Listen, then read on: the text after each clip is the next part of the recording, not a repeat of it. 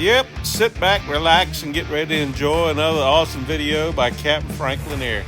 Please subscribe, like, and share with all your friends and all the people you hate too.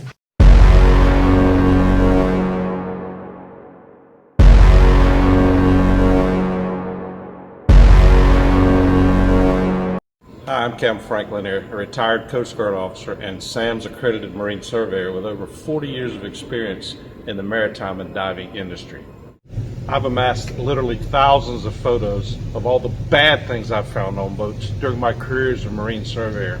So what we're going to do today is take a look at some of my favorites. We're going to take a look at each picture. We're going to discuss why they're evil, and we're going to discuss what you need to do to correct them. So hop in, buckle up, keep your arms and legs inside the car at all times as we take a carnival-like ride tour through the cavalcade of owner-induced perversions that I like to call Capt Frank's Sea Chest of Horror. Sea Chest of Horror. So I was doing a survey on a mid-sized sailboat, and I was doing the survey on the engine compartment, looking at the engine and stuff, and I saw this piece of wire hanging inside the engine compartment. I didn't think a lot of it, but, little did I know, this is a highly technical, calibrated piece of equipment that's integral to engine operation. So what you're seeing here is this is the transmission or reduction gear for the sailboat. And you can see on the dipstick, you see the little yellow piece down there inside the reduction gear. That piece should be attached to the dipstick. And what happened is somebody over tightened it and they cracked it. And now the dipstick, you pull it out. It doesn't screw in like it normally would. You just pull it out. And the yellow adapter or the threaded piece of the dipstick is broke off into the transmission or the reduction gear. The problem is with that plastic piece broken off and in the oil check or where you would check the transmission fluid, the dipstick doesn't go down far enough to do a proper check of the oil in the reduction gear. And that's why we've got the wire, as the owner explained to me. Rather than, spend the 15, 20 bucks or whatever it would be to buy a new, dipstick for the reduction gear, he fabricated this wire. You can tell it's calibrated fairly well. He twisted it so many twists per inch or whatever. So he uses this wire, he sticks it in the reduction gear and to see if there's any fluid in there. Of course, you can see fluid with it, but you don't know how much fluid you have, whether it's low, high, or whatever. So I guess the moral takeaway from this is if you break something like that, rather than try to, jury rig it, why not just, take a little time, spend the money to buy the proper part, and then you don't have to worry about burning up your reduction gear.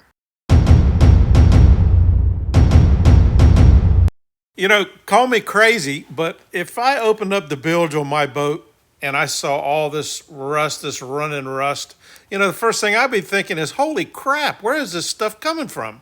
The owner, when I looked at this and asked him, well, he didn't seem like it was a big deal. He didn't seem too concerned.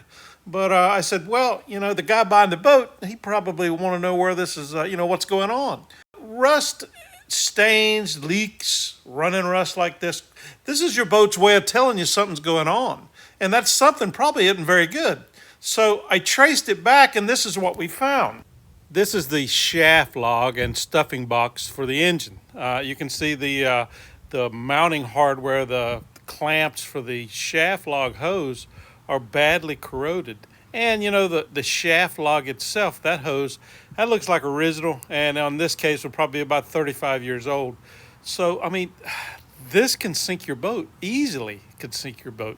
And again, the lack of concern that, I see a lot of owners for stuff like this, just, it blows me away.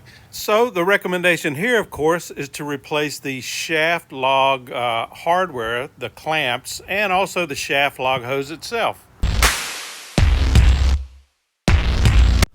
A lot of the problems I've found on boats deal with hoses. On older boats, it's the age of the hose. And in between any of the newer boats or whatever, it's the wrong type of hose used for the job, particularly, hoses that are located on through-hole fittings and stuff below the waterline. Here we have a good example. two examples, actually, one showing the right way and the wrong way. The hose on top is a raw water intake strainer for a generator, and it's it's good. The guys installed a new bronze strainer on it. It's got a marine grade hose. It's double clamped. Then it's good, right? The one below it is the bastardized version that we're going to be talking about today. So this type of hose fitting, that's a hydraulic hose. So what they've done is they've pressed a hydraulic hose that they had into service, and they're using it for, actually, I think if I remember correctly, this is the raw water intake for an air conditioning system. A couple of things wrong with that. One, this hose is not the proper type of hose to use below the waterline. The other issue is the fitting. This is like again, it's a hydraulic pressed on type fitting. And this again is not suitable for use for a through hole fitting below the waterline. So the recommendation here, of course, is to replace the hose, use a proper marine grade hose suitable for use below the waterline, and have it connected with hose clamps, either titanium or marine grade stainless steel.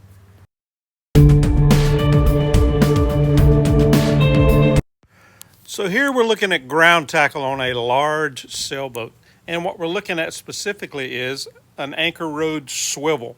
This swivel is located between an all-chain anchor rod and is used to attach that to the anchor, which you can see up at the top.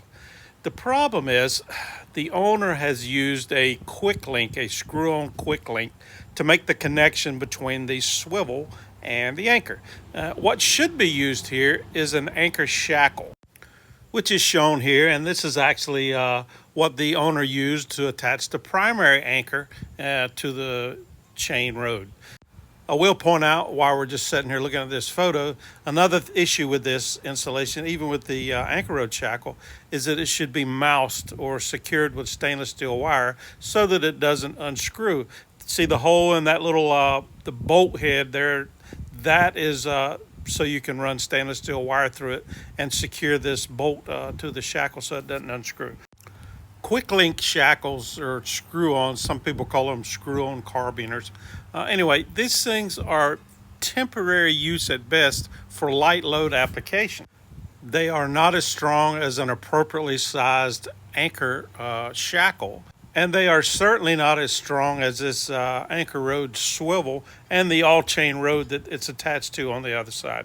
So the recommendation here is replace this quick link with a proper marine grade anchor shackle.